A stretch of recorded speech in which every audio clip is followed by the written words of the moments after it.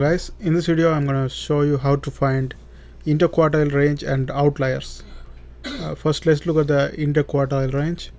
To illustrate this one, let's put a line here, and in the line we find the interquartile range by dividing into these parts. First we put a minimum,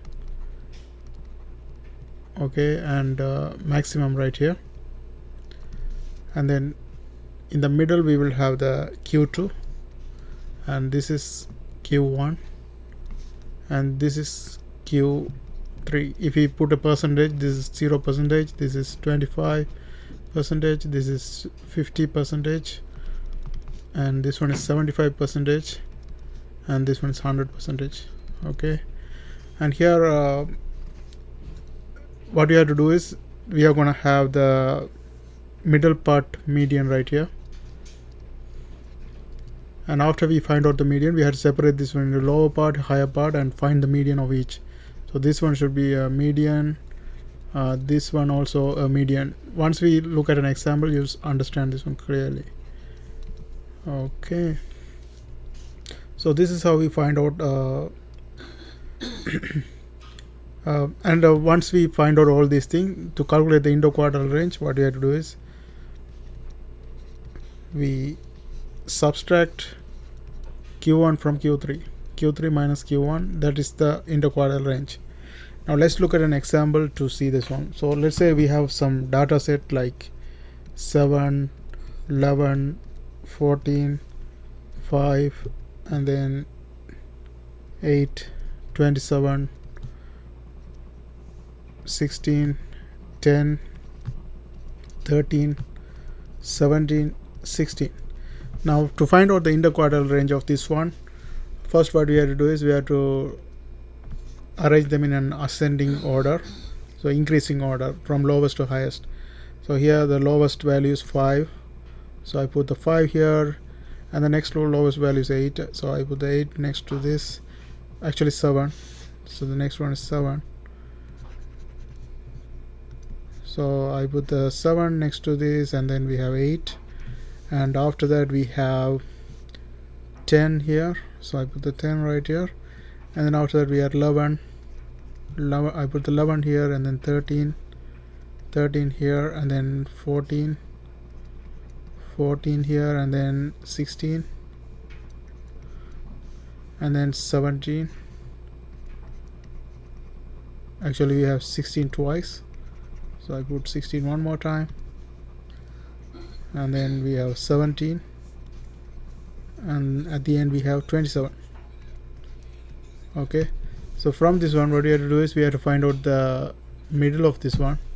So to find out middle easily, you can cancel from top to bottom, like you cancel this and this and this and this and this and this, this and this, this and this, and you can see 13 is in the middle, so 13 is our Q2. Okay, once we find out the middle, what we do is we so let me write 13 is our Q2. Okay, so Q2 is equal to 13. Once we find out the Q2, what we do is we remove that one and put a line here. Okay, so after we remove this one, put a line, now you can see we have 5 data this side, 5 data this side, and from this one we have to find out the median. So here this is our middle part of this, we have 5, and third one is the middle one, so this is our Q2, and actually Q1, this is our Q1, and here also if you find the middle we have 16, and that is our Q3. Okay, and from the equation we know that IQR is nothing but Q1, actually Q3 minus Q1, and Q3 is 16 minus 8, so the answer is 8. Okay, so that's how we find out the interquartile range. And the next thing is outlier. To find out outlier, there's an equation. So to find out outlier, what we do is we put q1, the equation is q1 minus 1.5 IQR, interquartile range, and q3 plus 1.5 IQR. Okay, so the number, whatever the number we have here, like we have list of data set right here, right? If we calculate this value, and if the number is below this number, like this is a minimum, so if it below than this number or above than this number, below than the first one or the above than the second one, then that is the outlier. So to find out the room, what you have to do is, this is q1. Okay, so we can calculate the value first. We know that q1 is 8. So 8 minus 1.5 times IQR, we calculated that one to be 8. And Q3 is 16.